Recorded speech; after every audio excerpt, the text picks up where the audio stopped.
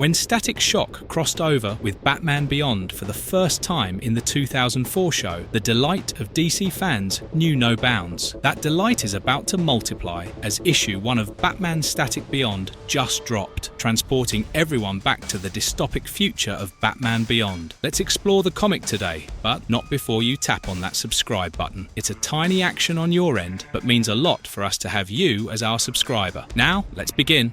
The League in full force. We begin with Static Shock flexing his muscles in deep space, musing about the changes his life has gone through in just 2 decades. Virgil Hawkins was just a student 20 years ago, saving up to buy the coolest gaming monitor he could. And then the Big Bang protest happened, which gave him his powers. So today, he was Static Shock, one of the many superheroes responsible for helping Earth get a seat at the Cooperative, an intergalactic alliance. Static hoped to use the technology and knowledge of the Cooperative to save Earth from its slow death. The Cooperative had given Earth a chance to audition, and that was why Static, along with the Justice League, was in deep space. Their audition was Shockwave, a spacecraft built by Static with funding from Bruce Wayne. Wayne ordered Terry to be on the flight during the test, while Warhawk, Flash, Micron, and Big Barda were in the Javelin close by. Batman is not comfortable in the zero-gravity situation, as he desperately tries to stop himself from puking, much to the amusement of his teammates. Outside the 2 ships, Superman and Icon work on clearing the path of space debris for the spaceship to warp jump with laser sight and brute force, respectively. Superman notes a slight tremor in Static's voice and mentions it to Icon, who reassures Superman that, nervous or not, Static would see the mission through. Superman expresses his displeasure at the Cooperative needing to audition, but Icon reassures him that it's standard procedure, as every Cooperative planet needs to exhibit superluminal capability. That's basically the ability to travel faster than light. Superman points out that Icon seems to be taking their side when Icon reminds him that, like Superman, he too had adopted Earth as his home planet, even refusing the opportunity to go home to Terminus, his actual home planet that had reached the pinnacle of peace and prosperity, as he felt more alive on Earth. Javelin and Shockwave synchronize, warp, and land in a space quadrant filled with Khund marauders. The marauders attack with hopes of stealing the fuel of Shockwave, and the superheroes jump into action. Superman asks Batman to stay inside the Shockwave to protect it, and not because he can't fight in space or anything. Static adds that Batman can watch and learn for now, as Batman tries to talk his way into the watch. Batman does his bit though, as he pilots the Shockwave to avoid the attacks of the marauders. Green Lantern joins in as reinforcement, as he was already trailing the Khunds for scuttling a ship a few parsecs away. Khunds are scavengers with all kinds of technology, but every single type of tech needs power to run, and that is where Static's power comes into play. He spreads his arms wide and pulls in power from their vehicles, leaving just enough for them to tuck their tails and run. Though Static thinks it is a job well done, he asks Icon of what the Cooperative might think. Icon is not very positive, as if the Khunds had got their hands on the Shockwave, they would have quite a fearsome and versatile power source, and the Cooperative, who already see Earth as an irresponsible and immature planet, were likely not going to be impressed. Shockwave suggests heading back, as Batman was out way past his bedtime on a school night. The overnight mission did take its toll on Terry, who falls asleep in class thanks to the space jet lag. As they walk outside the class, they see a bully intimidating a group of kids protesting Q Energy. The bully could have used the fact that the protest has no basis in logic, but he decides to target their style of protesting and calls them a dork for using signs instead of cool tech. Terry intervenes, and before the fight turns physical, Zeta cops arrive, and the bully decides that the dorks are not worth the trouble. The bullied protester introduces himself as Melvin Kim, who is protesting because Daryl, the main protester, thinks the Q grids would pump more lies into their lives. The Q grids are basically the attempt to get the experimental Q juice under control as a stable source of energy, the very Q juice that has killed many by now. Melvin is dealing with his own problems though, and the protest seems to be just just a distraction. His parents are coders who work round the clock on something so important that they are locked in cybernetically for hours on end. If Melvin doesn't meet his parents during their break, he doesn't get to talk to them again for 6 more hours. He has been hoping to get them to move to their cabin again, but between his school schedule and their work schedule, he is unable to bring it up. While everyone follows the path the FRND/LNK algorithm tells them to, Melvin had decided to be a programmer, just like his parents. He had brought into the protesters' rhetoric that a Q grid would just increase the work and drown his parents in more work. Someone who is not having Melvin's problems is Virgil, who is happily spending time with his son, wife, and father. He playfully swings around his son with his powers, much to the annoyance of his wife. A documentary pops up on their screens, led by Darius Delaney, about the modern tragedy of the Big Bang. If you are a new reader of the comic and had been wondering how Virgil got his powers, listen up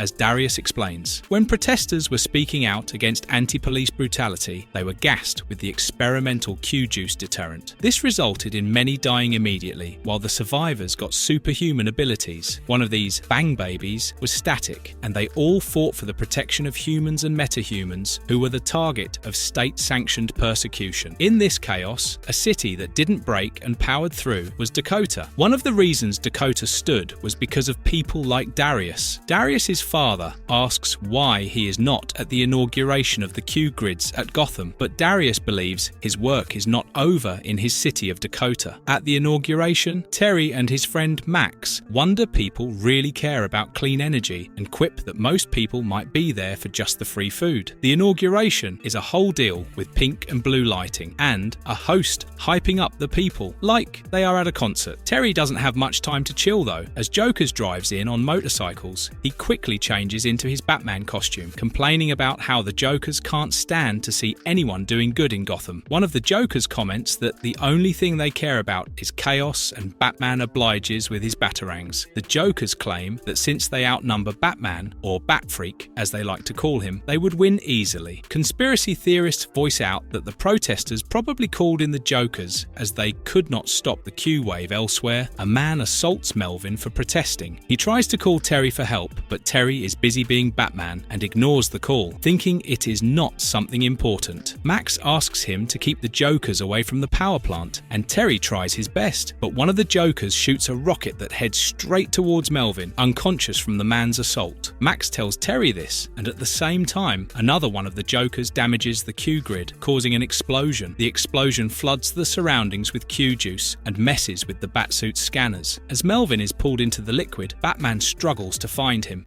Verdict: will Batman find him? My prediction is most possibly no. Terry goes home with guilt, but Melvin will rise again with superpowers given by the Q-juice as a new villain. What do you think is the fate of Melvin? Let us know in the comments below. While I wait for the next issue, I hope they stop saying Sprock so much. It is irritating as all hell. Use the actual F word, or even a bunch of asterisks. What on Jupiter is Sprock? Sprocks aside, the comic is pretty gripping. I'll be back to update you with the next comic, and until then, take care and goodbye.